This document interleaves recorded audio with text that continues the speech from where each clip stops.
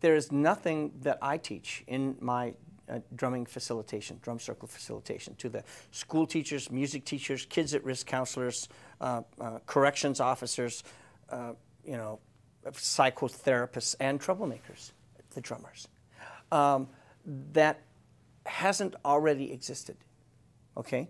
All these tools that you see are basic universal tools that have been around since before written knowledge, okay?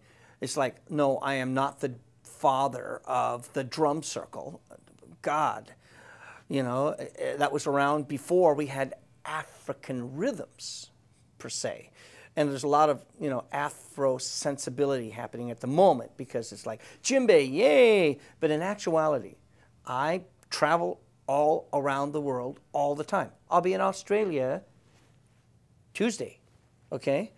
And wherever I go, I see these universal principles being applied, universal principles of making music together, applied in many, many different kinds of situations. So it's not just African. It's not just Japanese taiko drumming. It's not just gamelan music from Bali. It is everything. Rhythm is the foundational, universal language. Everyone understands it. All I have to do is learn how to say, 1, 2, let's all play in the proper language. Ich, ni, hajime masho. And all I have to do is learn how to say, continue to play. Those are the only two things I have to learn how to say in the language of the culture. Everything else, everyone knows.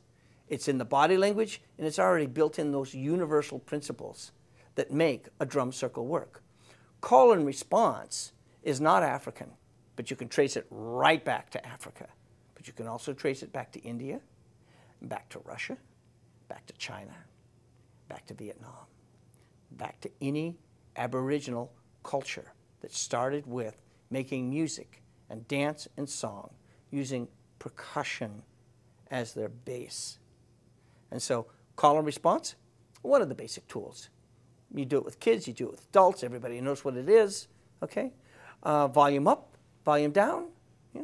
Another simple little tool that helps people listen to each other. So it's a tool that a facilitator uses in relationship to how are we doing. You see, a drum circle facilitator, from my point of view, okay, is not an entertainer. Okay, someone that stands in the middle of the circle and tells everybody what to do is a facilitator, not a facilitator. The idea is to serve that group's true intention, to make that connection. And then through that connection, the music will be made. Yes, if you have the knowledge of what makes a drum circle work, you can pass that knowledge on to the group without being a teacher. I call it teaching without teaching. And you create musical situations that are experiential. And by doing that, the people learn.